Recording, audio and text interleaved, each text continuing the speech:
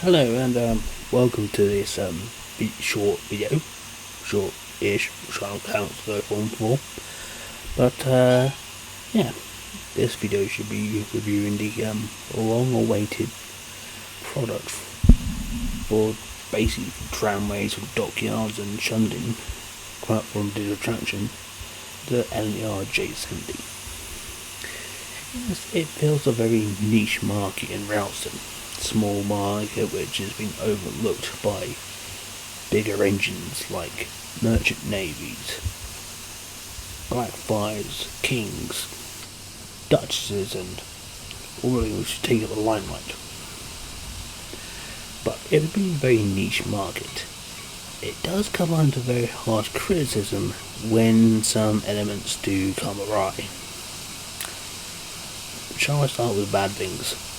And it comes the bulk of this, unfortunately the bulk of it.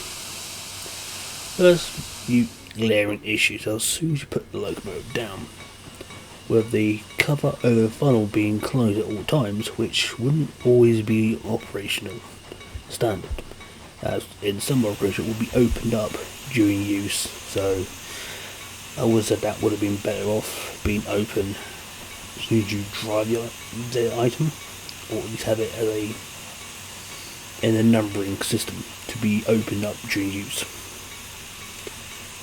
Other things come up as very noticeable issues when you turn off dynamic lighting on the locomotive, ranging from broken textures around the chains, noticeably around the firebox door handle, and some variants clip through the latch.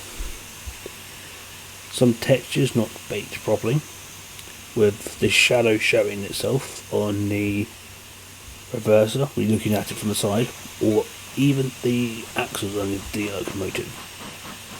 They do have a shadow on half of the thing, so not baked properly. All the way down to some textures that you can see through, going from, I mean, you can see right through bell. If I've managed to find a video for it, not put right at the end, or even a picture on the screen now. This sort of thing, I admit, should have been looked through even the alpha stage when it was out for pre-order. This sort of thing should have been caught then, which, considering how long DT's been making products for, since what, 2012, 2013, and we're nearly at 2020, well, 2021, there's no excuse for them to make this sort of slip up on the locomotive. But unfortunately, physical stuff isn't what really makes me not enjoy DLC to the best that it should be. The major problem with it is, to me, is the sounds, because once you go beyond 24 miles an hour, the chuff loops do not sound really great. Sound come from a very slow beat up until 24, then sharply changes to a very harsh rather than this gradual curve. Same thing could be there for the bell, which is very dull. I say dull because it doesn't have the ring you get or the ting you get from a normal bell. It just sounds like a cowbell being rattled back and forth for the recording, which isn't that great. But that's not the major problem. The major problem is the whistle sounds, which are not looped brilliantly. Once you hear it once or twice, you can hear the bad looping on it. It's just not appealing. And the one who'd be doing the sounds of the locomotive, like, it's always been wanted something like this for a good number of years. It's just disheartening.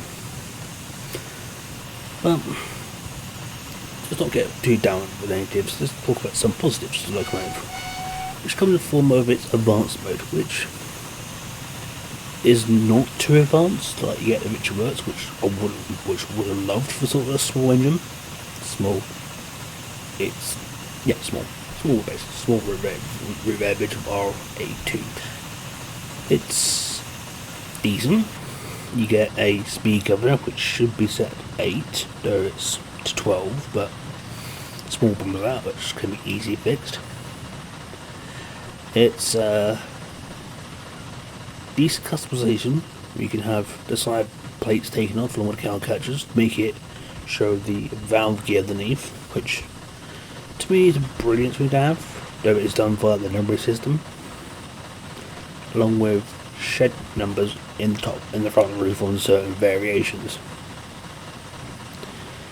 This is somewhat ish with the advanced mode, because when you get going, it seems like, I know the quote-unquote simulated steam chest is no more than just a delayed regulator, but with doing that, they've kind of botched it where you have to, shall I say, put it the reg, as people call the Didcot or the Great Western method, which you put it hard on the roof. You put almost reverse to almost 50 plus just to get the thing to move in advance, which should not be the case. And that is not brilliant when you're trying to have it run on industrials or even on the branch line somewhere. You should have gradual moving forward, not just have to put it at maximum on both regulator and reverser just so to move forward. Just sorry about the negatives, it's just that's a really one I've noticed, it's just not brilliant.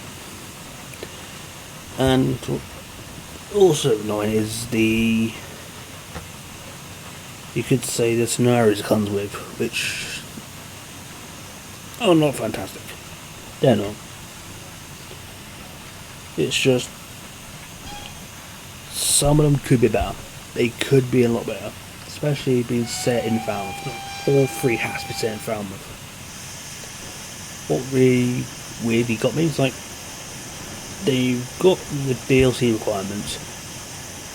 We're down T-Cell.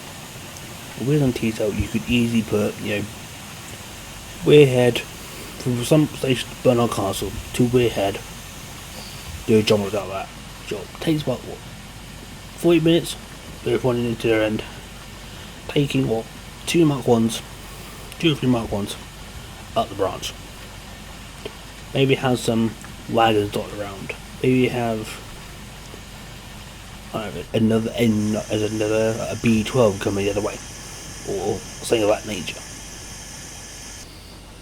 But just, it's not worth the hype. That's what I'm saying. This DLC is not worth the hype. If it came with some of the rolling stock, it was advertised in promotionals. It was like the Whitby and Upway coaches. If that came with the DLC, I would truly wouldn't minded the delay of them testing it and making scenarios for it. I would be alright with that. But considering you have to wait for the coach packs and then wait again for the L4 Woe variant and some others, I'm like, I would have been happy if it would have waited. It's just really hurts. Sorry about tangent, it's just me being very not impressed by it. But honestly, it's just there's some light inside with the liveries you get with the locomotive. Some are prototypical. You get the GER green, GER blue, GER grey. Not sure about the crimson.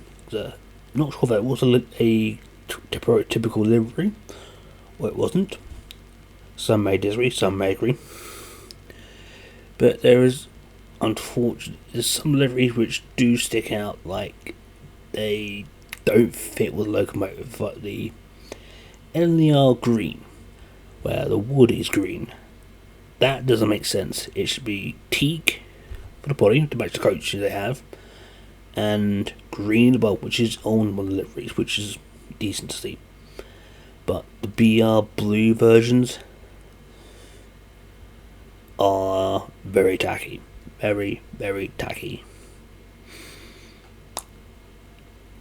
It's decent DLC if you really want your industrials or you want something to work on a branch line or tramway, then fine. Buy it. Go for it. You are the ideal market. But with the issues it has, and with some being merely pushed on the road, patch it a few weeks to month down the road when it was like this, thanks to somebody said post-launch, it was just, I say wait for a sale. This DLC, I would say an easy 6 and 7 out of 10. It is alright. It does its job well. It just doesn't make it up to how it should be. There's some bits just let it down massively, and I've mentioned them earlier in this review. But yeah, if it comes to like, wait, buy it now, wait for sale, or consider it for a later date, I would say wait for sale. And I pre-ordered this thing, and I felt like it should be. It's not living up to that. Sort of ranting people, but I shall see you hopefully soon, because I've got a few more DLC reviews lined up. I shall speak to you soon. Thank you, and goodbye.